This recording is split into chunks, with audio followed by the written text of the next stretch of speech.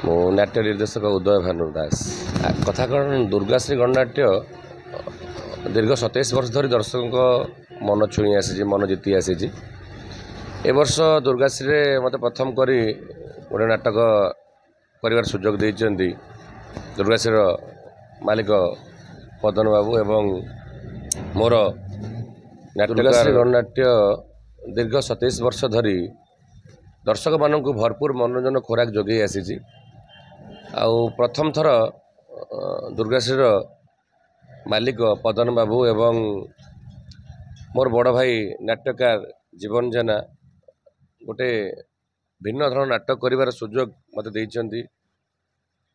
ଏ ନାଟକରେ ସବୁଥର ଦର୍ଶକମାନଙ୍କୁ ଗୋଟେ ପାରିବାରିକ ଡ୍ରାମା ବା ଫ୍ୟାମିଲି ଡ୍ରାମା ଭେଟି ଦେଇଛି ଦୁର୍ଗାଶ୍ରୀ ଗଣନାଟ୍ୟ। କିନ୍ତୁ ଏଥର ସେ ଫ୍ୟାମିଲି ଡ୍ରାମା ଭିତରେ ଗୋଟେ ନୂଆ ଟ୍ୱିଷ୍ଟର କଥା ଅଛି।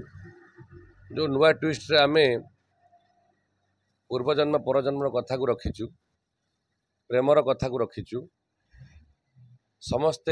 ସମସ୍ତଙ୍କୁ ଭଲ ପାଉଛନ୍ତି, ପ୍ରେମ କରୁଛନ୍ତି, କିନ୍ତୁ କାହା ପ୍ରେମ କାହା ଭାଗ୍ୟରେ ଜୁଟୁନି।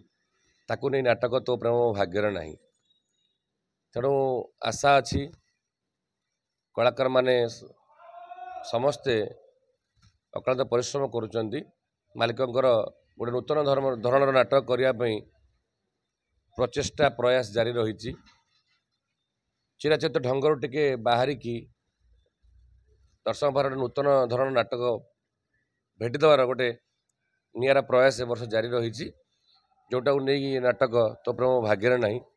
ତେଣୁ ଦର୍ଶକମାନଙ୍କ ଭଲ ପାଇବା ଆଶୀର୍ବାଦ ଏ ନାଟକକୁ ସଫଳତା ଦେବୁ, ଏତିକି ମା ଦୁର୍ଗା ପ୍ରଭୁ ଶ୍ରୀ ଜଗନ୍ନାଥ ପାଖରେ ପ୍ରାର୍ଥନା। ଯୁବ ନିର୍ଦ୍ଦେଶକ ହିସାବରେ ସାର୍ କ'ଣ କହିବେ? ପୂର୍ବରୁ ଯେଉଁ ନାଟକ ଚାଲିଥିଲା, ପୂର୍ବ ନାଟକ ଆଜିର ନାଟକ ଅନେକ କିଛି ମାନ ପରିବର୍ତ୍ତନ ହୋଇଛି, କିନ୍ତୁ ଆଜିର ନାଟକର ସେମିତି କିଛି ସ୍ୱାଦ ପାଉନାହାନ୍ତି ଦର୍ଶକମାନଙ୍କର ମତ। ଆପଣ କ'ଣ ପ୍ରତିକ୍ରିୟା ରଖିବେ?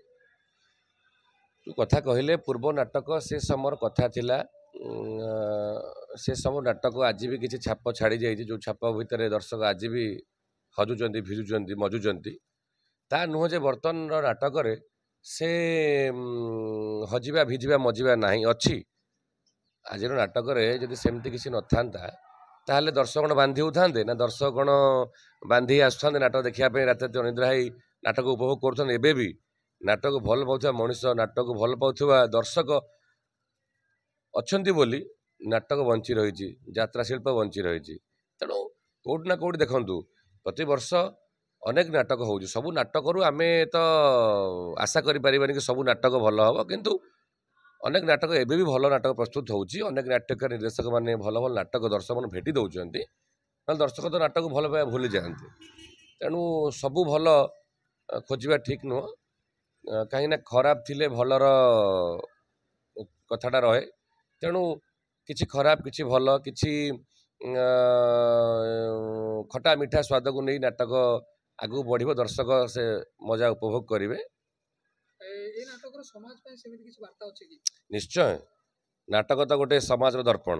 ନାଟକ ରୁ ହିଁ ଚରିତ୍ର ନିର୍ମାଣ ହୁଏ। ନାଟକରୁ ହିଁ ମଣିଷ ଯେମିତି ବୁଦ୍ଧତ୍ୱ ଯେମିତି ନିର୍ମାଣ ମିଳେ। କାହିଁକି ନାଟକ ଏବେକାର କଥା ନୁହେଁ, ଅନେକ ବର୍ଷର କଥା।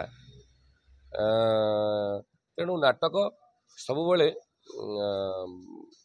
ସେ ସମାଜକୁ ସେ ଦିଗ୍ଦର୍ଶନ ଦେଇ ଆସିଛି, ଯେଉଁଥିପାଇଁ ଏ ନାଟକରେ ଗୋଟେ ଭିନ୍ନ ଧରଣର କଥା ଅଛି, ଗୋଟେ ସମାଜକୁ ଗୋଟେ ବାର୍ତ୍ତା ଅଛି ଯେ ଆଜିକାଲି ଯେଉଁ ପ୍ରେମ,